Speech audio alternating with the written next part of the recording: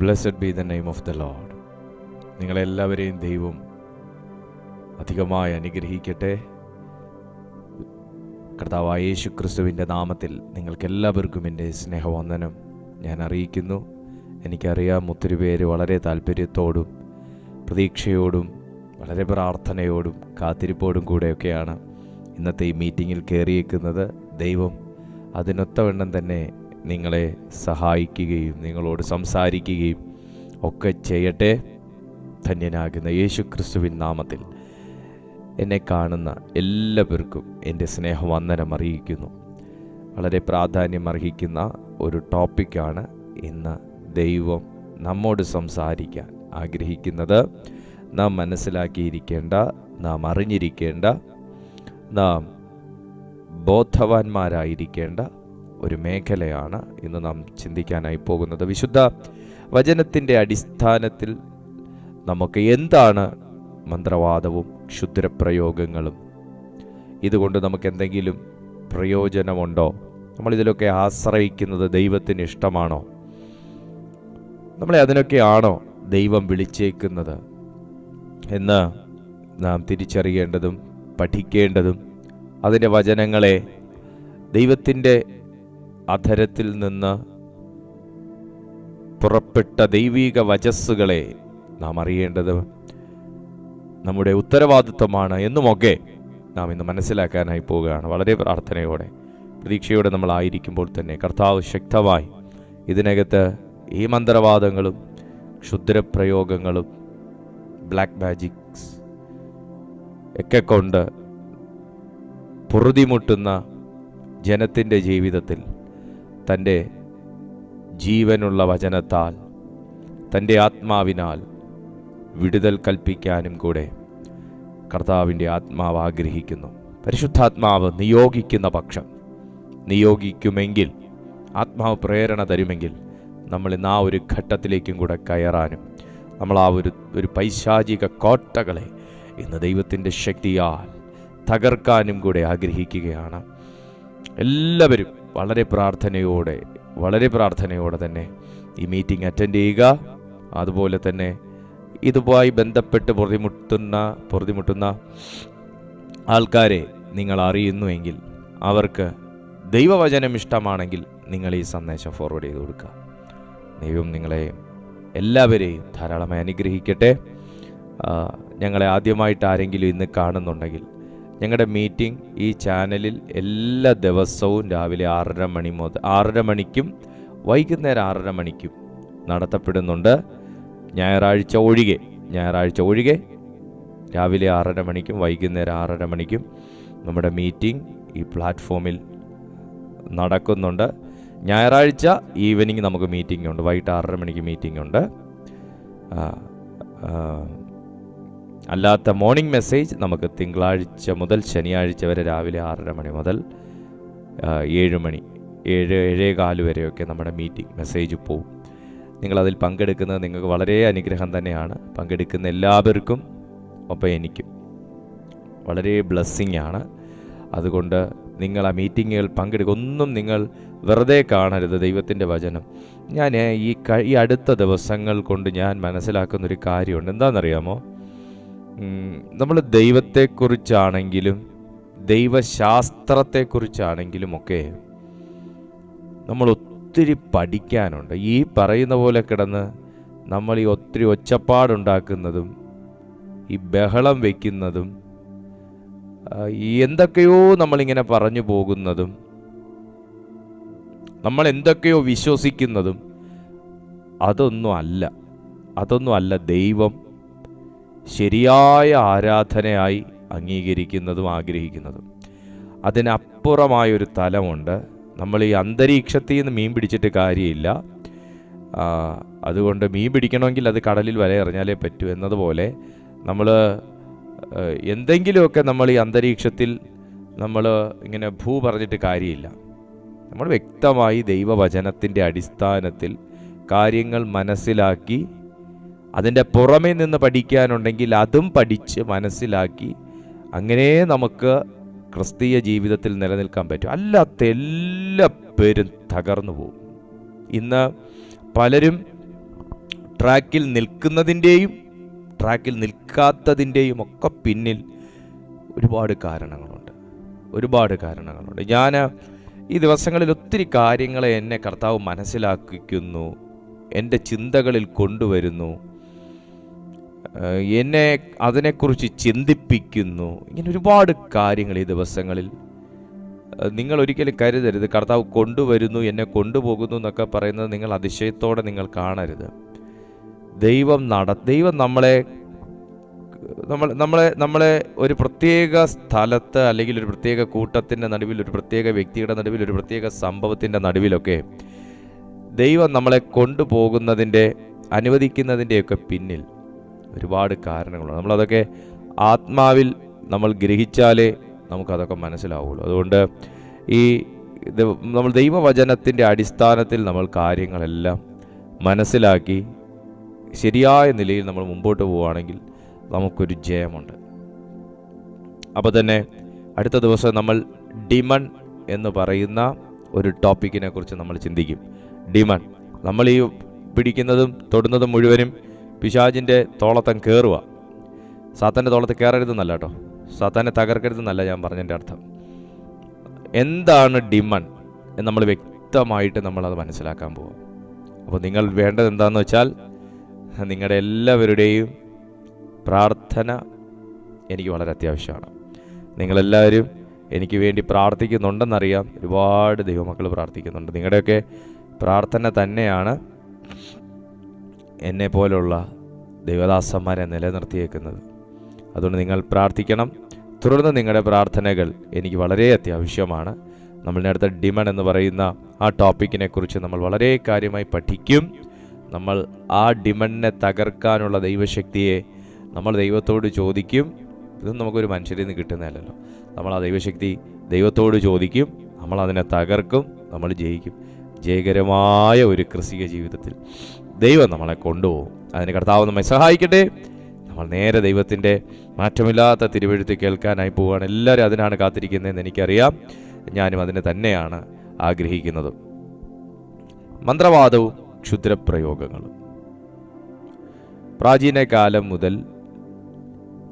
കാലത്ത് മുതൽ ഇപ്പോഴും ചെയ്തു വരുന്നതാകുന്ന ഒരു കർമ്മമാണ് മന്ത്രവാദം എന്ന് പറയുന്നത്. ക്ഷുദ്രപ്രയോഗങ്ങൾ കാര്യസാധ്യത്തിനും മറ്റുമായി ചെയ്തു വരുന്നതാകുന്ന മറ്റൊരു തരത്തിലുള്ള കർമ്മങ്ങൾ. മന്ത്രവാദത്തിൻ്റെ അടിസ്ഥാനത്തിൽ, മന്ത്രവാദത്തിൻ്റെ സഹായത്തോടെ മന്ത്രങ്ങൾ കൊണ്ട് വാദിച്ച് തന്നെയാണ്, ചൊല്ലി തന്നെയാണ് ക്ഷുദ്രവാദ കർമ്മങ്ങളുമെല്ലാം ചെയ്യുന്നത് എന്ന് മാത്രം പറഞ്ഞ് ഞാനത് അവിടെ അങ്ങ് നിർത്തുകയാണ്. അതിനകത്തേക്ക് ആധികാരികമായിട്ടോ മറ്റൊന്നും പോകാൻ ഞാൻ ആഗ്രഹിക്കുന്നില്ല. എൻ്റെ ഫോക്കസ് ദൈവവചനത്തിനകത്തേക്കാണ്. വാട്ട് ബൈബിൾ സെയ്സ്, അതാണ് നമ്മൾ ഇന്ന് നോക്കുന്നത്.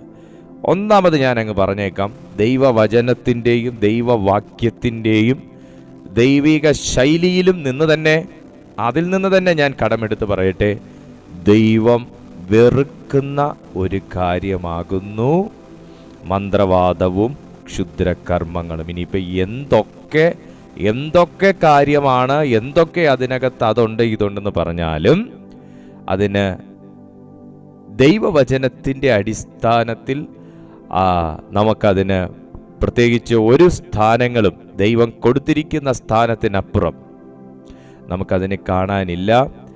ദൈവം ഇഷ്ടപ്പെടാത്തതല്ല, സ്നേഹിക്കാത്തതല്ല,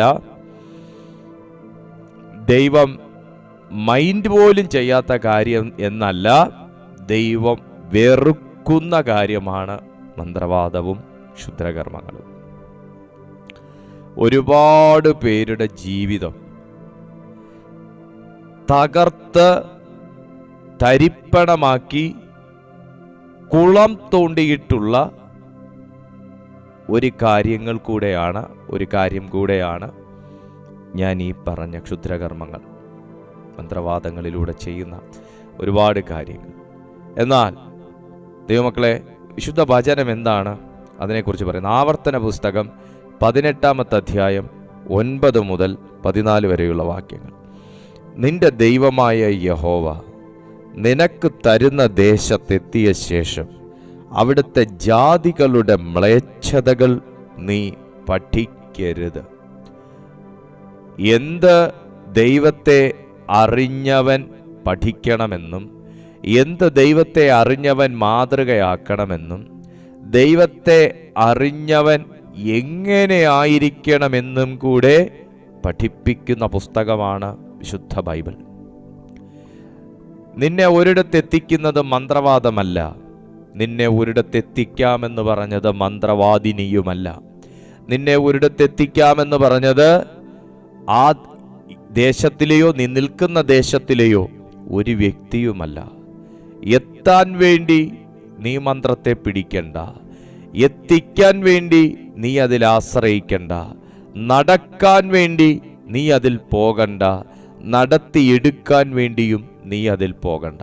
വേദപുസ്തകം പറയുന്നു, ഈ ദൈവമായ യഹോവ നിനക്ക് തരുന്ന ദേശത്ത് എത്തിയതിന് ശേഷം, അർത്ഥം ഞാൻ ഈ പറഞ്ഞ കർമ്മങ്ങൾ നിന്റെ കയ്യിലേക്ക് ഒന്നും കൊണ്ടുവരുന്നില്ലെന്ന് മാത്രമല്ല, നിന്റെ കയ്യിലേക്ക് എന്തെങ്കിലും അഥവാ കൊണ്ടെത്തിച്ചു എന്ന് നിനക്ക് തോന്നിയാൽ ഇരട്ടി തകർച്ചയിലേക്ക് അധികകാലം കഴിയുന്നതിന് മുൻപേ ഇത് നമ്മെ വലിച്ചു കൊണ്ടുപോകുകയും ചെയ്യുമെന്ന കാര്യത്തിൽ ഒരു തർക്കവും ഇല്ല.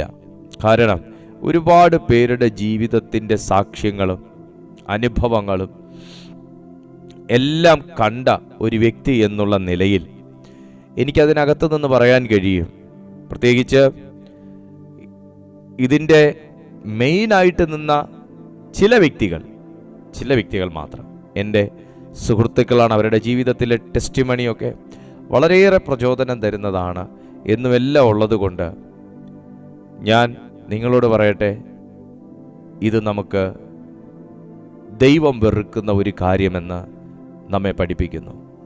അപ്പോൾ കർത്താവ് പറയുന്നത്, ദൈവം സ്നേഹിക്കുന്ന ഒരു വ്യക്തിക്ക് ദേശം തരുന്നതും ജോലി തരുന്നതും ബന്ധം തരുന്നതും ലൈഫ് പാർട്ട്ണറെ തരുന്നതും എല്ലാം ദൈവമാണ്. എന്നാൽ അവിടെ എത്തിയതിന് ശേഷം മീൻസ് ദൈവം നിന്നെ ഒരു സ്ഥാനത്താക്കിയാൽ, ദൈവം നിങ്ങളെ എന്തെങ്കിലും ഒന്ന് നൽകി അനുഗ്രഹിച്ചാൽ, ദൈവം നിങ്ങളെ എന്തെങ്കിലും ഒന്നിൽ അപ്പോയിന്റ് ചെയ്താൽ ശേഷം, എത്തിയതിന് ശേഷം നീ അവിടുത്തെ ജാതികളുടെ നടപ്പ് മ്ലേച്ഛതകൾ നീ പഠിക്കരുത്. നോക്കിയേ, തൻ്റെ മകനെയോ മകളെയോ അഗ്നിപ്രവേശനം ചെയ്യിക്കുന്നവൻ, പ്രശ്നക്കാരൻ, മുഹൂർത്തക്കാരൻ, ആഭിചാരകൻ, ക്ഷുദ്രക്കാരൻ, മന്ത്രവാദി, വെളിച്ചപ്പാടൻ, ലക്ഷണം പറയുന്നവൻ, അഞ്ജനക്കാരൻ എന്നിങ്ങനെയുള്ളവരെ നിങ്ങളുടെ ഇടയിൽ കാണരുത്. ഈ കാര്യങ്ങൾ ചെയ്യുന്നവനെല്ലാം യഹോവയ്ക്ക് വെറുപ്പ് ആകുന്നു. ഇങ്ങനെയുള്ള മ്ലേച്ഛതകൾ നിമിത്തം നിന്റെ ദൈവമായ യഹോവ അവരെ നിന്റെ മുമ്പിൽ നിന്ന് നീക്കിക്കളയുന്നു. നിന്റെ ദൈവമായ യഹോവയുടെ മുൻപാകെ നീ നിഷ്കളങ്കനായിരിക്കണം. നീ നീക്കിക്കളവാനിരിക്കുന്ന ജാതികൾ മുഹൂർത്തക്കാരുടെയും പ്രശ്നക്കാരുടെയും വാക്ക് കേട്ട് നടന്നു. നീയോ അങ്ങനെ ചെയ്യുവാൻ നിന്റെ ദൈവമായ യഹോവ അനുവദിച്ചിട്ടില്ല. വ്യക്തമായ ഒരു നിയമാവലി തന്നെ എനിക്ക് നൽകിയിട്ടുണ്ട് നമ്മുടെ ദൈവം. വ്യക്തമായ നിയമാവലി, അനുവദിക്കപ്പെട്ടതും അനുവദിക്കപ്പെടാത്തതുമാകുന്ന കാര്യങ്ങളുടെ ഒരു വലിയ ലിസ്റ്റ് തന്നെ കർത്താവ് നമ്മോട് സംസാരിക്കുകയാണ്. സഹോദര, നിന്റെ ജീവിതത്തിൻ്റെ, സഹോദരി, നിന്റെ ജീവിതത്തിൻ്റെ സമാധാനത്തിനെങ്കിലും സ്വസ്ഥതയ്ക്കെങ്കിലും വിടുതലിനെങ്കിലും നിങ്ങൾ ഇങ്ങനെയുള്ള ഏതെങ്കിലും കാര്യങ്ങൾ നിങ്ങളുടെ അറിവില്ലായ്മ കൊണ്ട്, നിങ്ങളുടെ ചിന്ത ഇല്ലായ്മ കൊണ്ട് ആരെങ്കിലും ഇത് നല്ലത്, ഇത് ഫലം തരുന്നത് എന്ന വാക്ക് നിങ്ങളോട് പറഞ്ഞതിനെ പ്രതി നിങ്ങൾ പോയിട്ടുണ്ടെങ്കിൽ നിങ്ങൾ ചെയ്തിട്ടുണ്ടെങ്കിൽ, നിങ്ങളതിൽ ആശ്രയിച്ചിട്ടുണ്ടെങ്കിൽ, നിങ്ങൾ അതിനു വേണ്ടി ആരുടെയെങ്കിലും കയ്യിൽ കൊടുത്തു വിട്ടിട്ടുണ്ടെങ്കിൽ, നിങ്ങൾ ദൈവത്തോട് ക്ഷമ ചോദിക്കണം. നിങ്ങൾ ദൈവത്തോട് ക്ഷമ ചോദിക്കണം. ഇന്ന് പരിശുദ്ധാത്മാവ് അത് ക്ഷമിച്ചു തരാനും തക്കവണ്ണം വിശ്വസ്തനാണ്. പരിശുദ്ധാത്മാവ് അത് ക്ഷമിച്ചു തരാനും തക്കവണ്ണം വിശ്വസ്തനാണ്. നിങ്ങൾ നിങ്ങളുടെ അറിവില്ലായ്മ കൊണ്ട്, നിങ്ങൾക്ക് ഈ വചനത്തെക്കുറിച്ചൊന്നും അറിയാത്തത് കൊണ്ട് നിങ്ങൾ എന്തെങ്കിലും അങ്ങനെയുള്ള കാര്യങ്ങളിൽ ആശ്രയിച്ചിട്ടുണ്ടെങ്കിൽ നിങ്ങൾ ദൈവത്തോട് നിങ്ങൾ ക്ഷമ ചോദിക്കണം. അവിടുന്ന് ക്ഷമിക്കാൻ തക്കവണ്ണം വിശ്വസ്തനായ ദൈവമാകുന്നു. ഹല്ലേലൂയ. നിന്റെ ദൈവമായ യഹോവയ്ക്ക് അത് വെറുപ്പാണ്, അത് അനുവദിച്ചിട്ടില്ല എന്ന് ദൈവാത്മാവ് പറയുന്നു. അതുപോലെ തന്നെയാണ് കർത്താവ് 9-ാമത്തെ വാക്യത്തിൽ നമ്മോട് പറഞ്ഞിരിക്കുന്നത്, ദൈവം നിന്നെ എത്തിച്ച ശേഷം. നിങ്ങൾ വാക്ക് ശ്രദ്ധിക്കണം. നമ്മൾ ദൈവത്തിൽ നിന്ന് അകന്നു പോകുന്നത്, ഞാൻ കണ്ടിട്ടുള്ളത്, എൻ്റെ അനുഭവങ്ങളിൽ നിന്ന് ചിലത് പറയുകയാണെങ്കിൽ, നമ്മൾ ഒരിക്കലും ദൈവത്തിൽ നിന്ന് അകന്നു പോകുന്ന സമയം ഒന്നുമില്ലാത്ത സമയത്തായിരിക്കത്തില്ല. നമ്മളെ ദൈവം എവിടെയെങ്കിലുമൊക്കെ ഏതെങ്കിലുമൊക്കെ സ്ഥാനത്ത് എത്തിക്കുന്ന, ഏതെങ്കിലുമൊക്കെ ഒരു ഒരു ഒരു ഒരു നിലവാരത്തിൽ ദൈവം എത്തിച്ചതിന് ശേഷമായിരിക്കും നമ്മൾ അകന്നു പോയിട്ടുള്ളത്. നമ്മൾ ദൈവത്തിൽ നിന്ന് പഴയ പ്രാർത്ഥനാ ജീവിതത്തിൽ നിന്നാണെങ്കിലും ദൈവവുമായിട്ടുള്ള ബന്ധത്തിൽ നിന്നാണെങ്കിലും എല്ലാം നമ്മൾ അകന്നു പോകുന്നത് ഒരിക്കലും ഒന്നുമില്ലായ്മയുടെ സമയത്തല്ല. ഏതെങ്കിലുമൊക്കെ ഒരു സ്ഥാനത്ത് ദൈവം നമ്മളെ ആക്കി കുഴപ്പമില്ലാത്ത രീതിയിൽ ജീവിതം കഴിച്ചു കൂട്ടാൻ കഴിയുന്ന ഒരു സ്ഥാനത്ത്, ഒരു ദേശത്ത് ദൈവം നമ്മളെ എത്തിച്ചതിന് ശേഷം നമ്മൾ ചില സാഹചര്യ കാരണങ്ങൾ ചൂണ്ടിക്കാണിച്ച് വളരെ നല്ല നിലയിൽ തന്നെ നമ്മൾ ദൈവത്തിൽ നിന്ന് അകന്നു പോകുന്ന ഒരു കാഴ്ചപ്പാട് ഞാൻ പലരുടെയും ജീവിതത്തിൽ കണ്ടിട്ടുണ്ട്. ഒരുപാട് പേരുടെ ഈ ശുശ്രൂഷയിൽ ഇറങ്ങിയതിന് ശേഷം എനിക്ക് തന്നെ അനുഭവപ്പെട്ടിട്ടുള്ള, എൻ്റെ തന്നെ വ്യക്തിപരമായ അനുഭവങ്ങളിൽ നിന്നാണ് ഞാൻ ആ ഒരു ഉദാഹരണം നിങ്ങളോട് പറയുന്നത്. ജീവിതം ഒരു മെച്ചപ്പിടിക്കുന്നതുവരെ ദൈവം വേണം, പ്രാർത്ഥന വേണം, കൂട്ടായ്മ വേണം, പ്രഭാത പ്രാർത്ഥനകൾ വേണം. ജീവിതം ഒന്ന് മെച്ചപ്പെട്ടാൽ, പ്രാർത്ഥനകളുടെ ഉത്തരങ്ങളൊക്കെ ഒന്ന് കിട്ടി, ജീവിതം ഒന്ന് മെച്ചപ്പെടണമെന്ന് തന്നെയില്ല, അവർക്ക് പഴയ വിഷയത്തിൽ നിന്നൊരു വിടുതലായി കരകയറിയാൽ അവർ മെല്ലെ മാറിപ്പോകുന്ന ഒരു സാഹചര്യം, ഒരു സവിശേഷത ഞാൻ കണ്ടിട്ടുണ്ട്. ഇവിടെ വചനം പറയുന്നു, എത്തിയ ശേഷം അവിടുത്തെ ജാതികളുടെ മ്ലേച്ഛതകൾ നീ പഠിക്കരുത്. പഠനത്തിനു പുറമെ മറ്റൊരു പഠനം, ശീലങ്ങൾക്ക് പുറമെ മറ്റൊരു കീഴ്വഴക്കം, പഠനങ്ങൾക്ക് പുറമെ മറ്റൊരു പഠനം, ശീലങ്ങൾക്ക് മുൻപേ മറ്റ് ചില കീഴ്വഴക്കങ്ങൾ നിങ്ങളുടെ ആത്മീയ ജീവിതത്തിൽ കൊണ്ടുവരരുത്. കാരണം ദൈവത്തിന് വെറുപ്പല്ലാത്തതും ദൈവത്തിന് അനുവദനീയവുമായ കാര്യമാണ് എൻ്റെ ശീലങ്ങളാക്കി കർത്താവ് എൻ്റെ പ്രാരംഭ കാലഘട്ടങ്ങളിൽ മാറ്റിയത് എങ്കിൽ, പിന്നെ വരുന്ന കാലഘട്ടത്തിൽ ദൈവം എന്നെ അനുഗ്രഹിക്കുന്ന, ദൈവം എന്നെ എത്തിക്കുന്ന, ദൈവം എനിക്ക് തരുന്ന ദേശത്തെത്തിയതിന് ശേഷം അവിടുത്തെ ജാതികളുടെ മ്ലേച്ഛതകൾ, അത് എന്തു തന്നെയാണെങ്കിലും, അതവരുടെ സംസാര ശൈലിയായിരിക്കാം, അതവരുടെ മറ്റ് രീതികളായിരിക്കാം, മറ്റിഷ്ടങ്ങളായിരിക്കാം, ഒന്നും തന്നെ നീ പഠിക്കരുത്. അതാണ് ഇവിടെ ഈ തിരുവെഴുത്തിൽ പറയുന്നത്. ഇവിടുത്തെ ശീലങ്ങൾ എന്ന് പറയുമ്പോൾ അവരുടെ ആചാരാനുഷ്ഠാനങ്ങൾ, അവരുടെ വിശ്വാസങ്ങൾ, അതിലേക്കൊന്നും നീയോ നിന്റെ മക്കളോ കടന്നു ചെല്ലാൻ പാടില്ല എന്ന് ദൈവം വ്യക്തമായി പഠിപ്പിക്കുന്നു. രണ്ടാമത്തെ തിരുവെഴുത്ത്, രണ്ടാമത്തെ ഭാഗം എന്ന് പറയുന്ന ലേവ്യർക്ക് എഴുതിയ പുസ്തകത്തിനകത്താണ്. ഇത് ചെയ്യുന്നവർക്കുള്ള ശിക്ഷ മരണശിക്ഷയാണ് എന്നാണ് ദൈവത്തിൻ്റെ ആത്മാവ് പഠിപ്പിക്കുന്നത്. ലേവ്യ പുസ്തകം 20-ാമത്തെ അധ്യായം അതിൻ്റെ 6 മുതൽ 27 വരെയുള്ള വാക്യം ഞാൻ വായിക്കുന്നില്ല. കർത്താവിൻ്റെ ആത്മാവ് പറയുന്നത്, ഇങ്ങനെ ചെയ്യുന്നവൻ മരിക്കണം, ഇങ്ങനെ ചെയ്യുന്നവന് മരണശിക്ഷയുണ്ട്. ഞാൻ ഇതിനകത്തുനിന്നൊരു കാര്യം നിങ്ങളോട് പറയട്ടെ. 2 കാര്യങ്ങളാണ്. ഒന്ന്, സാത്താൻ ശ്രമിക്കുന്നത്, പിശാച് ശ്രമിക്കുന്നത് ഒന്നുകിൽ നിന്നെ ഈ വിശ്വാസത്തിനകത്ത് തളച്ചിടുക, ഈ പറയുന്ന കാര്യങ്ങൾക്കകത്ത് തളച്ചിടുക, നിങ്ങളെ അതിൻ്റെ അടിമയാക്കി, അതിൻ്റെ ആരാധകരാക്കി, അതിൽ വിശ്വാസമുള്ളവരാക്കി നിങ്ങളെ അതിൽ തുടർത്തിക്കൊണ്ടുപോകുക, അല്ലെങ്കിൽ തുടരാൻ നിങ്ങളെ അനുവദിക്കുക, അല്ലെങ്കിൽ നിങ്ങളെ ആ തുടർച്ചയിലേക്ക് ക്ഷണിക്കുക. രണ്ടാമത്തെ ഒരു ഘട്ടമെന്ന് പറയുന്നത് ഇത് ചെയ്യുന്നവനെ കൊണ്ട് നിന്നെ തകർക്കുക.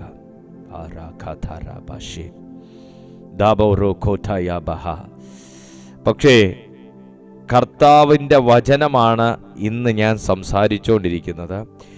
ഈ വചനത്തിൽ വിശ്വസിക്കുകയും ഈ വചനത്തിനകത്ത് നിലനിൽക്കുകയും ചെയ്യുന്നവൻ്റെ ജീവിതത്തിൽ ഇങ്ങനെയുള്ള യാതൊരു കൊടുങ്കാറ്റുകളും നിന്നെ ബാധിക്കുകയില്ല. നിങ്ങളെയും ബാധിക്കത്തില്ല, നിങ്ങളുടെ തലമുറകളെയും ബാധിക്കത്തില്ല. ഞാനിത് പറയുമ്പോൾ ദൈവത്തിൻ്റെ സാന്നിധ്യം മൂവ് ചെയ്യാൻ തുടങ്ങുകയാണ്. ദൈവത്തിൻ്റെ സാന്നിധ്യം മൂവ് ചെയ്യാൻ തുടങ്ങുകയാണ്. ഇതുപോലുള്ള ദുഷ്കർമ്മങ്ങളാൽ ബാധിക്കപ്പെട്ടിരിക്കുന്ന കുടുംബങ്ങളിലേക്ക്, ഇതുപോലുള്ള പൈശാചിക ശക്തികളാൽ ബാധിക്കപ്പെട്ടിരിക്കുന്ന കുടുംബങ്ങളിലേക്ക്, ഇതുപോലുള്ള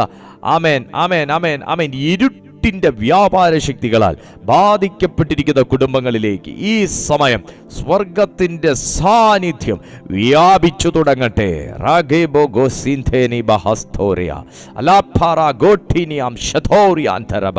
പ്രാർത്ഥിച്ചുകൊണ്ടിരിക്കുമ്പോൾ തന്നെ ഇതിൻ്റെ ബന്ധനങ്ങൾ അറുക്കപ്പെടട്ടെ.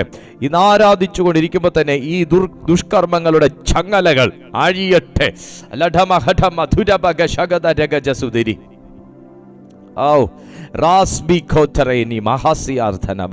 വിശ്വസിച്ച് പരിശുദ്ധാത്മാവിനോട് സഹകരിച്ച് ആ കെട്ടുകളെ പൊട്ടിച്ചു തുടങ്ങുക. ദൈവ സാന്നിധ്യം നിന്നെ ഈ ഒരവസ്ഥകളിൽ നിന്ന്, മന്ത്രവാദങ്ങളിൽ നിന്ന്, ക്ഷുദ്രപ്രയോഗങ്ങളിൽ നിന്ന് സ്വതന്ത്രമാകട്ടെ. യെശയ്യാ പ്രവാചകന്റെ പുസ്തകം 47-ാമത്തെ അധ്യായം 12-ാമത്തെ വാക്യം നിങ്ങളൊന്ന് നോക്കിയേ. യെശയ്യാ പ്രവാചകന്റെ പുസ്തകം 47-ാമത്തെ അധ്യായം 12-ാമത്തെ തിരുവചനം.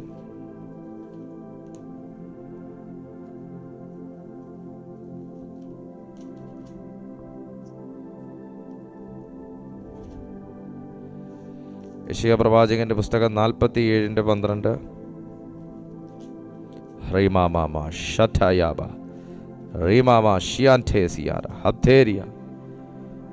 ഒന്നുകിൽ നമുക്ക് ഇതുകൊണ്ട് എന്തെങ്കിലും ഒരു നേട്ടം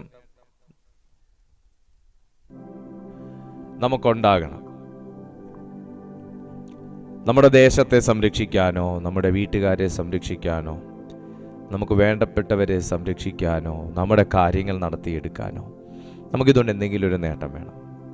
എന്നാൽ വേദപുസ്തകം നമ്മളോട് പറയുന്നത് എന്താണെന്നറിയാമോ? യെശയ്യാ പ്രവാചകന്റെ പുസ്തകം 47-ാമത്തെ അധ്യായം 12 മുതൽ 15 വരെയുള്ള വാക്യം നോക്കി. നീ ബാല്യം മുതൽ അധ്വാനിച്ച് ചെയ്യുന്ന നിന്റെ മന്ത്രവാദങ്ങൾ കൊണ്ടും ക്ഷുദ്രപ്രയോഗങ്ങളുടെ പെരുപ്പം കൊണ്ടും ഇപ്പോൾ നിന്നുകൊള്ളുക. പക്ഷെ ഫലിക്കും, പക്ഷെ നീ പേടിപ്പിക്കും. നിന്റെ ആലോചന ബാഹുല്യം കൊണ്ട് നീ വലഞ്ഞിരിക്കുന്നു. ജ്യോതിഷക്കാരും നക്ഷത്രം നോക്കുന്നവരും നിനക്ക് വരുവാനുള്ള മാസാന്തരം അറിയിക്കുന്നവരും ഇപ്പോൾ എഴുന്നേറ്റ് നിന്നെ രക്ഷിക്കട്ടെ. ഇതാ അവർ താളടി പോലെയായി തീക്കിരയാകും. അവർ അഗ്നിജ്വാലയിൽ നിന്ന് തങ്ങളെ തന്നെ വിടുവിക്കുകയില്ല. അത് കുളിർ മാറ്റുവാൻ തക്ക കനലും കായുവാൻ തക്ക തീയുമല്ല. ഇങ്ങനെയാകും നീ അധ്വാനിച്ചിരിക്കുന്നത്. നിന്റെ ബാല്യം മുതൽ നിന്നോടുകൂടെ വ്യാപാരം ചെയ്തവർ ഓരോരുത്തൻ താൻ്റെ ദിക്കിലേക്ക് അലഞ്ഞുപോകും.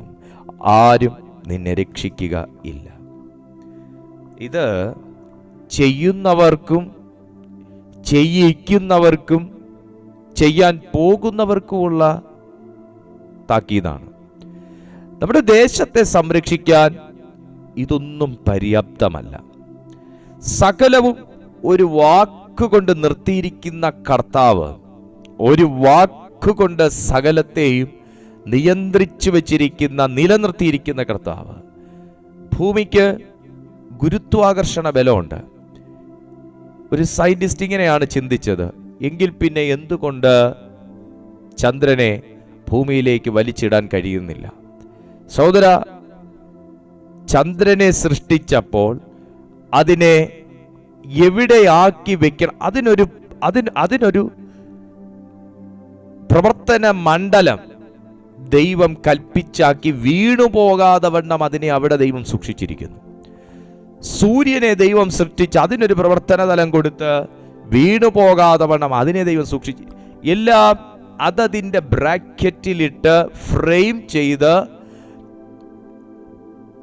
വളരെ സേഫായിട്ട് ദൈവം ഓരോന്നിനെയും ഓരോ സ്ഥലത്താക്കി വെച്ചിരിക്കുമ്പോൾ ഭൂമിയുടെ ഗുരുത്വാകർഷണ ബലത്തിന് അവരുടെ സ്ഥാനങ്ങളെ ഇളക്കിക്കളയാൻ കഴിയാതിരിക്കുന്നത് പോലെ ദൈവം ഒരു വ്യക്തിയാക്കി വെച്ചിട്ടുണ്ടെങ്കിൽ അവനായിരിക്കുന്ന സ്ഥലത്ത് നിന്ന് ഇളകാതെ വണ്ണം നിർത്താൻ ദൈവം വിശ്വസ്തനാണ്. എന്നാൽ ഈ പറയുന്ന കർമ്മങ്ങൾക്കോ വ്യക്തികൾക്കോ ദൈവം സംരക്ഷിക്കുന്ന ഒരു വ്യക്തിയെ ആ ബ്രാക്കറ്റിൽ നിന്ന്, ആ ഫ്രെയിമിൽ നിന്ന്, ആ പ്രൊട്ടക്ഷനിൽ നിന്ന് തകർത്തെടുക്കുവാൻ കഴിയത്തില്ല എന്ന് മാത്രമല്ല, അവനെ മുടിച്ചു കളയാൻ കഴിയത്തില്ലെന്ന് മാത്രമല്ല, ഇതിനു വേണ്ടി വ്യാപാരം ചെയ്ത് നടക്കുന്നവൻ അവന്റെ പ്രവൃത്തികളെല്ലാം തന്നെ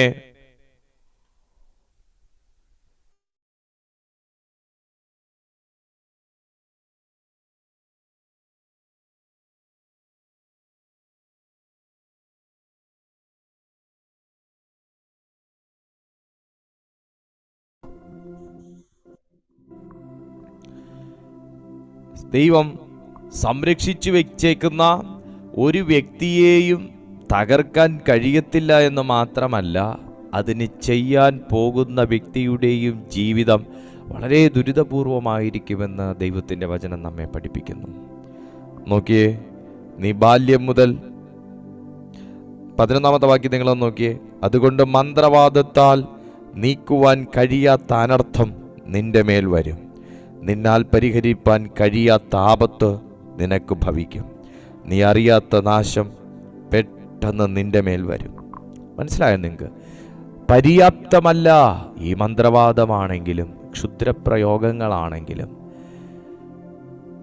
ലക്ഷണവിദ്യയാണെങ്കിലും ഒന്നും തന്നെ പര്യാപ്തമല്ല ദൈവമക്കളെ. ഒരു മനുഷ്യൻ്റെ ജീവിതത്തിൽ അവന് സമാധാനം, സ്വസ്ഥത, സുരക്ഷിതത്വം, അനുഗ്രഹങ്ങൾ, ഇതിനൊന്നും പര്യാപ്തമല്ല ഈ പറയുന്നത്. ഇതെൻ്റെ വാക്കല്ല, ദൈവവചനത്തിൽ നിന്ന് ഞാൻ പറയുന്നതാണ്. നിങ്ങൾ ഓർത്തു നോക്കൂ, എത്ര ഭാഗ്യവാന്മാരാണ് നമ്മൾ ഓരോരുത്തരും. കാരണം ഈ തിരുവെഴുത്ത് ഈ പറഞ്ഞ മന്ത്രവാദമാണെങ്കിലും ക്ഷുദ്രകർമ്മമാണെങ്കിലും നമുക്കൊന്നിനും പര്യാപ്തമല്ല എന്ന് പറയുമ്പോൾ, ഈ പറഞ്ഞ എല്ലാറ്റിനും പര്യാപ്തമാണ് ദൈവത്തിൻ്റെ വചനമെന്നും കൂടെ ഈ വാക്കിന് അർത്ഥമില്ലേ? ഇന്ന് ഈ വചനത്തിൻ്റെ മുൻപിൽ നമുക്ക് ശിരസ്സുകളെ നമിക്കാൻ ഈ വാക്യം തന്നെ പര്യാപ്തമല്ലേ? ഓർത്തു നോക്കിയേ, ഈ ദൈവം നമ്മെ ഏത് നിലയിലും മുൻപോട്ട് നടത്താൻ തക്കവണ്ണം വിശ്വസ്തനാണ്. എവിടെയാണ് പ്രതിസന്ധികൾ, എവിടെയാണ് ലൈഫിലെ സ്ട്രഗിൾസ്, എവിടെയാണ് ബ്ലോക്കുകൾ, എവിടെയാണ് അസ്വസ്ഥതകൾ, എവിടെയാണ് ഡ്രൈനസ്, അതിനെയൊക്കെ ദൈവത്തിൻ്റെ ആത്മാവിൻ്റെ ശക്തിയാൽ ഇപ്പോൾ ദൈവം നീക്കി മുൻപോട്ടുള്ള പാതകളെ പരിശുദ്ധാത്മാവ് നമുക്ക് തുറന്നു തരട്ടെ. അടുത്ത പറയുന്ന ഇതാണ്, സ്വപ്നവ്യാഖ്യാനം നടത്തുവാൻ ഇവർ അശക്തരാണ്. ദാനിയേലിന്റെ പ്രവചന പുസ്തകം 2-ാമത്തെ അധ്യായം ഒന്ന് നോക്കിയേ. ദാനിയേലിന്റെ പ്രവചന പുസ്തകം. നമ്മൾക്ക് സ്വപ്നവ്യാഖ്യാനം നടത്താനെന്ന് മാത്രമല്ല, നമ്മുടെ സ്വപ്നങ്ങൾ നടത്തിയെടുക്കാനും ഈ പറയുന്ന ആൾക്കാർ അല്ലെങ്കിൽ ഇതിനെ പ്രോത്സാഹിപ്പിക്കുന്നവർക്ക് സാധിക്കുകയില്ല എന്നാണ് ദൈവത്തിന്റെ വചനം പഠിപ്പിക്കുന്നത്.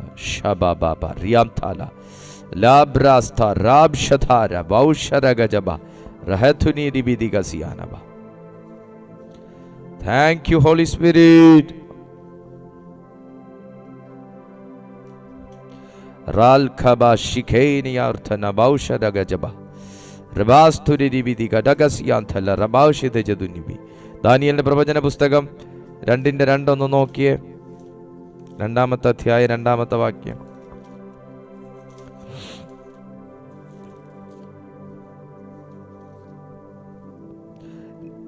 നോക്കിയേ. 1 മുതൽ. നെബൂഖദ്നേസറിന്റെ വാഴ്ചയുടെ 2-ാം ആണ്ടിൽ നെബൂഖദ്നേസർ സ്വപ്നം കണ്ടു. അവന്റെ മനസ്സ് വ്യാകുലപ്പെട്ടു, അവന് ഉറക്കമില്ലാതെയായി. രാജാവിനോട് സ്വപ്നം അറിയിപ്പാൻ മന്ത്രവാദികളെയും ആഭിചാരകന്മാരെയും ക്ഷുദ്രക്കാരെയും കൽദയരെയും വിളിപ്പിപ്പാൻ രാജാവ് കൽപ്പിച്ചു. അവർ വന്ന് രാജസന്നിധിയിൽ നിന്നു. രാജാവ് അവരോട്, ഞാനൊരു സ്വപ്നം കണ്ടു, സ്വപ്നം ഓർക്കാഞ്ഞിട്ട് എൻ്റെ മനസ്സ് വ്യാകുലപ്പെട്ടിരിക്കുന്നു എന്ന് കൽപ്പിച്ചു. അതിന് കൽദയർ അരാമ്യ ഭാഷയിൽ രാജാവിനോട്, രാജാവ് ദീർഘായുസ്സായിരിക്കട്ടെ, സ്വപ്നമടിയങ്ങളോട് കൽപ്പിച്ചാലും അർത്ഥം ബോധിപ്പിക്കാം എന്നുണർത്തിച്ചു. തുടങ്ങി അങ്ങോട്ടേക്ക് പോകുമ്പോൾ 10-ാമത്തെ വാക്യത്തിൽ പറയുന്നത് നിങ്ങളൊന്ന് നോക്കണം. കൽദയർ രാജസന്നിധിയിൽ ഉത്തരം ബോധിപ്പിച്ചത്, രാജാവിൻ്റെ കാര്യം അറിയിപ്പാൻ കഴിയുന്ന ഒരു മനുഷ്യനും ഭൂമിയിലില്ല. എത്രയും മഹാനും ബലവാനുമായ ഏതൊരു രാജാവും ഇങ്ങനെയുള്ള കാര്യം ഒരു മന്ത്രവാദിയോടോ അഭിചാരകനോടോ കൽദയനോടോ ഒരിക്കലും ചോദിച്ചിട്ടില്ല. രാജാവ് ചോദിക്കുന്ന കാര്യം പ്രയാസമുള്ളതാകുന്നു. തിരുമുമ്പിൽ അതറിയിപ്പാൻ ജഡവാസമില്ലാത്ത ദേവന്മാർക്കല്ലാതെ മറ്റാർക്കും കഴിയുകയില്ല. ജഡവാസമില്ലാത്ത ദേവന്മാർക്കല്ലാതെ മറ്റാർക്കും കഴിയുകയില്ല. സ്വപ്നം കണ്ട രാജാവ് സ്വപ്നം മറന്നുപോയി. സ്വപ്നവും അർത്ഥവും ബോധിപ്പിക്കണം. ചുരുക്കി പറഞ്ഞാൽ, കണ്ടത് പിന്നെ കാണാനില്ലാതെയായി. അത് കണ്ടു കിട്ടുകയും അതിൻ്റെ സന്തോഷം അനുഭവിക്കുകയും വേണം. ലഭിക്കുമെന്ന് പറഞ്ഞ് വിശ്വസിച്ചിരുന്നത് ലഭിക്കാതെയായി. പരിഹരിക്കപ്പെടുമെന്ന് കരുതിയത് പരിഹരിക്കപ്പെടാതെയായി. പക്ഷേ ഈ പറയുന്ന വ്യക്തികൾക്കൊന്നും ചെയ്യാൻ കഴിയാതിരിക്കുമ്പോൾ അവരുടെ തന്നെ വായ മൊഴിഞ്ഞവർ പറയുന്നത് ഇങ്ങനെയാണ്, ജഡവാസമില്ലാത്ത ദേവന്മാർക്കല്ലാതെ. ഇന്ന് ഞാനും നിങ്ങളും ആരാധിക്കുകയും വിശ്വസിക്കുകയും ചെയ്യുന്ന ദൈവത്തിൻ്റെ ആ സാന്നിധ്യവും ആ സാധ്യതയും എത്ര വലുതാണ് എന്ന് നിങ്ങളൊന്ന് ഓർത്തു നോക്കിക്കേ. വെളിപ്പെടാത്തത് വെളിപ്പെടുത്തുവാൻ, കാണാത്തത് കാണിക്കുവാൻ ദൈവത്തിൻ്റെ ആത്മാവ് ഇന്ന് നിങ്ങളെ സഹായിക്കാൻ ആഗ്രഹിക്കുകയാണ്. വിശ്വസിക്കുന്നവർ ആ കർത്താവിൻ്റെ കയ്യിലേക്ക് സമർപ്പിച്ച് ഒന്ന് നിങ്ങളെ തന്നെ ഏൽപ്പിച്ചു കൊടുത്തെന്ന് പറഞ്ഞ്, നാഥ, എൻ്റെ ജീവിതത്തിൽ നീ വൻ കാര്യങ്ങളെ ചെയ്യണമേ. ജീസസ്. കണ്ടോ എത്ര വലിയ കാര്യമാണ് അവിടെ ദാനിയേലിന്റെ പുസ്തകത്തിൽ പറയുന്നതെന്ന്. കഴിയത്തില്ല പ്രിയപ്പെട്ടവരെ. ഈ മന്ത്രവാദം കൊണ്ടും ക്ഷുദ്രപ്രയോഗം കൊണ്ടും ഒരു വ്യക്തിയുടെ ജീവിതവും അനുഗ്രഹിക്കപ്പെട്ടതായി നമുക്ക് തെളിവുകളില്ല. എന്നാൽ അവരുടെ അവസ്ഥ എന്താണ് എന്തായിരിക്കുമെന്ന് ദൈവത്തിൻ്റെ വചനത്തിൽ നിന്ന് നമ്മൾ വായിച്ചു കേട്ടല്ലോ. ആരെങ്കിലും ഇങ്ങനെയുള്ള കാര്യങ്ങൾക്ക് അടിമപ്പെട്ടു പോയിട്ടുണ്ടെങ്കിൽ നിങ്ങൾ അതിനകത്തുനിന്ന് പുറത്തു വരിക. നിങ്ങൾ അതിലൊക്കെ ആശ്രയിക്കുന്നവരാണെങ്കിൽ, എനിക്കറിയാം ഒത്തിരി ആൾക്കാരെ അറിയാം, ഈ ക്രിസ്തീയ സമൂഹത്തിൽ നിൽക്കുന്നവരിൽ തന്നെയുണ്ട് ഈ കാര്യങ്ങൾക്ക് പോകുന്നവർ, ഒത്തിരി പേര്. എന്നാൽ ഇന്ന് ദൈവം നിങ്ങളെ ഇത് അറിയിക്കുന്നത്, ഒരു മഹാദോഷം നിങ്ങളെ വിട്ട് മാറണം എന്ന് ദൈവം ആഗ്രഹിക്കുന്നത് കൊണ്ടാണ്. തിരിച്ചു വരാമോ? കർത്താവിൻ്റെ കൃപയിലേക്ക് മടങ്ങി വരാമോ? പ്രാർത്ഥിച്ചാൽ നടക്കാത്ത കാര്യങ്ങളില്ല. പ്രാർത്ഥിച്ചാൽ നടക്കാത്ത കാര്യങ്ങളില്ല. ആരാധിച്ച പൊട്ടാത്ത ചങ്ങലകളില്ല. തകരാത്ത അടിസ്ഥാനങ്ങളില്ല. ഗൂഢമായത് വെളിപ്പെടുത്തുന്ന സ്വർഗത്തിലെ ദൈവം. 2-ാമത്തെ അധ്യായം 22-ാമത്തെ വാക്യം നോക്കിയേ. മന്ത്രവാദികൾക്കും അവിചാരകന്മാർക്കും കൽദയർക്കും ക്ഷുദ്രക്കാർക്കും കഴിയാത്തത് ദൈവത്തിൻ്റെ ആത്മാവ് ദാനിയേലിന് വെളിപ്പെടുത്തി കൊടുക്കുകയാണ്. അവൻ അഗാധവും ഗൂഢവുമായത് വെളിപ്പെടുത്തുന്നു. അവൻ ഇരുട്ടിൽ ഉള്ളത് അറിയുന്നു. വെളിച്ചം അവനോട് കൂടെ വസിക്കുന്നു. ഞാൻ നിങ്ങൾ അന്ധകാരത്തിനകത്തല്ല, ദിവ്യപ്രകാശത്തിനകത്താണ്. വെളിച്ചം അവനോട് കൂടെ വസിക്കുന്നു എന്ന് പറയുമ്പോൾ ദാനിയേൽ പറയുന്നതാണ്, അവൻ അഗാധവും ഗൂഢവുമായത് വെളിപ്പെടുത്തുന്നു. സഹോദര, നീ കണ്ടിട്ടില്ലാത്ത കാര്യങ്ങളെ ദൈവം നിന്റെ കൺമുമ്പിൽ കാണിക്കും. നിങ്ങൾ ഇന്ന് വരെ അനുഭവിച്ചിട്ടില്ലാത്തൊരാത്മീയ തലം നിങ്ങൾ അനുഭവിക്കാൻ വെളിപ്പെടുത്താൻ തക്കവണ്ണം വിശ്വസ്തനാണ്. ദൈവത്തിൻ്റെ കൈയെഴുത്ത് മായ്ക്കുവാൻ ആർക്കും കഴിയത്തില്ലെന്ന് ദാനിയേലിന്റെ പുസ്തകത്തിൽ വീണ്ടും പറയുന്നു. അതായത് ദൈവം ഒരു വ്യക്തിയുടെ ജീവിതത്തിൽ എഴുതി വെച്ചത്, ദൈവത്തിൻ്റെ കൈയെഴുത്ത്, ദൈവത്തിൻ്റെ വിധികൾ മായ്ക്കുവാൻ ഈ പറയുന്ന ഒന്നിനും സാധ്യമല്ല.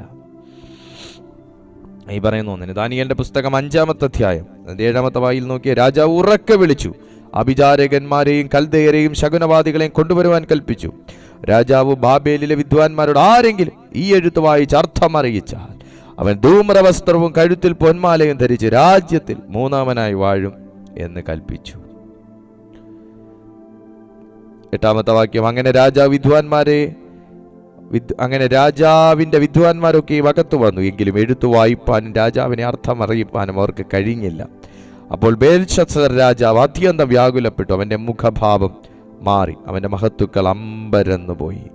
അവസാനം ഇതാരാ ചെയ്തതെന്നറിയാമോ? 11-ാമത്തെ വാക്യത്തിൽ, വിശുദ്ധ ദേവന്മാരുടെ ആത്മാവുള്ളൊരു പുരുഷൻ തിരുമനസിന്റെ രാജ്യത്തുണ്ട് എന്നറിയിച്ച് താഴോട്ട് പറയുന്നു, അവന് പ്രകാശവും ബുദ്ധിയും ദേവന്മാരുടെ ജ്ഞാനം പോലെയുള്ള ജ്ഞാനവും അവനിൽ കണ്ടിരുന്നു. തിരുമേനിയുടെ അപ്പനായ നെബൂഖദ്നേസർ രാജാവേ, തിരുമേനിയുടെ അപ്പൻ തന്നെ ബേൽശസ്സർ എന്ന പേര് വിളിച്ച ദാനിയേലിൽ ഉത്കൃഷ്ട മനസ്സും അറിവും ബുദ്ധിയും സ്വപ്നവ്യാഖ്യാനവും ഗൂഢാർത്ഥ വാക്യപ്രദർശനവും സംശയഛേദനവും കണ്ടിരിക്കയാൽ രാജാവ് അവനെ മന്ത്രവാദികൾക്കും ആഭിചാരകന്മാർക്കും കൽദയർക്കും ശകുനവാദികൾക്കും അധിപതിയാക്കി വെച്ചു. ഏതെങ്കിലും ഒരു സ്ഥാനം സ്വന്തമാക്കാൻ മന്ത്രവാദവും ക്ഷുദ്രപ്രയോഗങ്ങളും കൊണ്ട് കഴിയില്ല. നഷ്ടപ്പെട്ടു പോയത് മടക്കിക്കൊണ്ടുവരാൻ കഴിയുകയില്ല. ഉള്ളതിനെ നശിപ്പിച്ചു കളയാൻ വിശുദ്ധാത്മാവ് കൊണ്ട് ആരാധിക്കുന്ന ഒരു വ്യക്തിയുടെ ജീവിതത്തിൽ സാധിക്കുകയില്ല. ആഭിചാരകന്റെയും മന്ത്രവാദിയുടെയും ക്ഷുദ്രപ്രയോഗക്കാരന്റെയും കൽദയരുടെയും മുകളിലാണ് ദൈവത്തിന്റെ ആത്മാവുള്ളൊരു മനുഷ്യൻ. സഹോദര, മനസ്സിലായോ? സഹോദരി, നിനക്ക് മനസ്സിലായോ? ദൈവത്തിന്റെ ആത്മാവുള്ള മനുഷ്യൻ ഇതിന്റെ ഒക്കെ മുകളില. നീ എഴുന്നേറ്റ് നിന്ന് ആരാധിച്ച തകരാവുന്ന പോരാട്ടങ്ങളെ നിന്റെ ജീവിതത്തിൽ ഉള്ളൂ. നീ ആ ചെയറിൽ നിന്ന് എഴുന്നേറ്റ തകരാവുന്ന ദുർശക്തികളെ ഉള്ളൂ. മന്ത്രവാദികളും ആഭിചാരകന്മാരും ലക്ഷണവിദ്യ പറയുന്നവരും കൽദയരും അഞ്ജനക്കാരും ക്ഷുദ്രപ്രയോഗക്കാരും നോക്കി നിൽക്കെ, മൂക്കത്ത് വിരൽ വെച്ച് നിൽക്കെ, ദൈവത്തിന്റെ ആത്മാവുള്ള മനുഷ്യൻ കത്ത് വായിച്ചർത്ഥം ബോധിപ്പിക്കുകയാണ്. ഇന്ന് ദൈവത്തിന്റെ ആത്മാവിലൊന്ന് നിറഞ്ഞേ. കർത്താവ് ഇതുപോലുള്ള ജ്ഞാനം ഇന്ന് ആരുടെയൊക്കെയോ മേൽ പകരട്ടെ. ആരാണ്? ആമേൻ. ദൈവത്തിന്റെ ആത്മാവുള്ളൊരു മനുഷ്യൻ. ഞാൻ ഈ പറഞ്ഞതിൻ്റെ ഒക്കെ മുകളിലാണ്. സഹോദര, നീ ആരാധിച്ചാൽ, സഹോദരി, നീ ആരാധിച്ചാൽ, ദൈവശക്തി സ്വീകരിച്ചാൽ നീ ഇതിൻ്റെ മുകളിലാണ്. ഇന്ന് നിന്നെ ഇങ്ങനെയുള്ള മന്ത്രവാദങ്ങളും ക്ഷുദ്രപ്രയോഗങ്ങളും പോരാട്ടങ്ങളും നിന്നെ പിന്തുടരുന്നുണ്ടെങ്കിൽ ഇപ്പോൾ ദൈവത്തിന്റെ ആത്മാവിന്റെ ശക്തിയാൽ അത് കട്ടാകുകയാണ്. പ്രാർത്ഥിച്ചേ, എല്ലാ ദൈവമക്കളും ഒന്ന് പ്രാർത്ഥിച്ചേ. കർത്താവിന്റെ സാന്നിധ്യം അവിടെ വ്യാപരിക്കുകയാണ്. ദൈവവചനം പറയുന്നു, ബേൽശസ്സർ രാജാവ്, നെബൂഖദ്നേസർ രാജാവ് മന്ത്രവാദികളുടെയും ആഭിചാരകന്റെയും കൽദയരുടെയും ഒക്കെ മുകളിൽ സ്തോത്രം, അഭിഷേകമുള്ളവനെ ആക്കി വെച്ചു. ദൈവം എന്നെയും നിങ്ങളെയും ആക്കി വെച്ചേക്കുന്നത് എവിടെയാ? മാനം, ആ സ്ഥാനം ഒന്ന് തിരിച്ചറിഞ്ഞ്, ആ മാനവും ആ സ്ഥാനം ഒന്ന് തിരിച്ചറിഞ്ഞ് എന്നിട്ട് പറഞ്ഞു, യേശുപ്പച്ച അങ്ങനെ ആക്കി വെച്ചേക്കുന്നത് തിരിച്ചറിയുന്നു. ഇപ്പോൾ ഈ പോരാട്ടത്തെ ജയിപ്പാൻ ഞാൻ അങ്ങയിൽ ആശ്രയിക്കുകയാണെന്നൊന്ന് പറയുമ്പോൾ തന്നെ കെട്ടുകൾ പൊട്ടി തുടങ്ങും. പല ഭവനങ്ങളിലും ആ വിടുതലുകൾ കണ്ടു തുടങ്ങും. കമാൻ, വിശ്വസിക്കുന്നവർ മാത്രം ഒന്ന് ദൈവത്തോട് പ്രാർത്ഥിച്ചേ.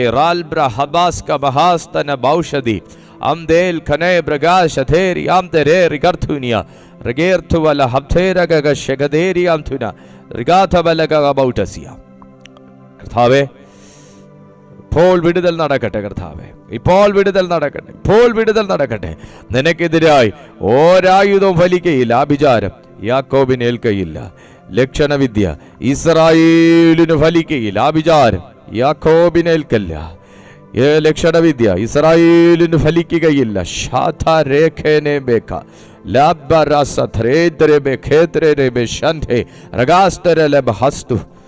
ഹോ ദൈവത്തിന്റെ തീ തീ തീ തീ തീ തീയിൽ സകല മന്ത്രവാദങ്ങളെ എരിയട്ടെ കർത്താവേ.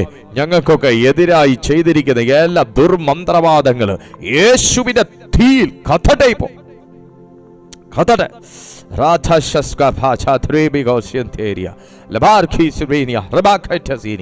യേശുവിന്റെ നാമം കത്തുന്നു കത്തുന്നു. അഗ്നി കത്തുന്നത് പോലെ, അഗ്നി കത്തുന്നത് പോലെ, അഗ്നിമേൽ കത്തുന്ന ഒരു ചണ നൂൽ പോലെ നിനക്കെതിരെയുള്ള സകല കെട്ടുകളും കത്തി മാറുന്നു. നിന്റെ വഴികളെ തടഞ്ഞും കെട്ടിയ സകല കെട്ടുകളും ഒരഗ്നി അഗ്നി അഗ്നി അഗ്നിക്കകത്ത് ചണ നൂൽ പെട്ടതുപോലെ അത് കത്തി കരിഞ്ഞു മാറുന്നു. ബ്രേക്കാകുന്നു ബ്രേക്കാകുന്നു ബ്രേക്കാകുന്നു. ചില കെട്ടുകൾ ഈ സമയം ബ്രേക്കാകുന്നു. ബന്ധനങ്ങൾ ബ്രേക്കാകുന്നു. മന്ത്രക്കെട്ടുകൾ ബ്രേക്കാകുന്നു. ദുഷ്ടകർമ്മങ്ങൾ പൊട്ടിമാറുന്നു. ഇരുട്ടിന്റെ ശക്തികൾ വീട്ടമാറുന്നു.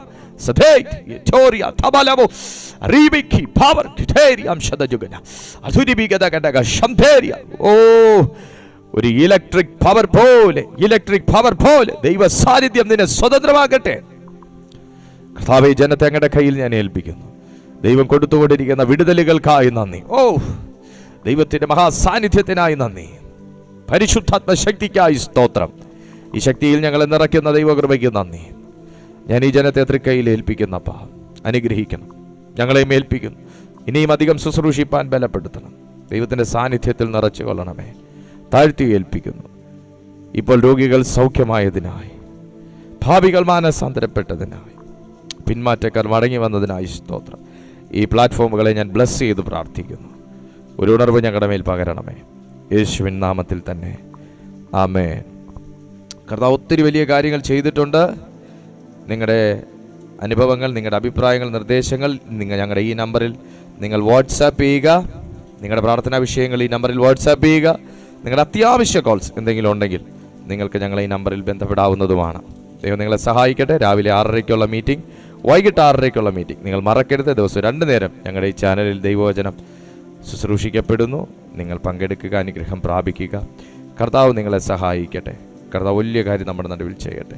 അടുത്ത ദിവസം കാണുന്നത് വരെ അത്യുന്നതൻ്റെ ചിറകിൻ്റെ കീഴിൽ കർത്താവ് നമ്മെ സൂക്ഷിക്കട്ടെ. God bless you.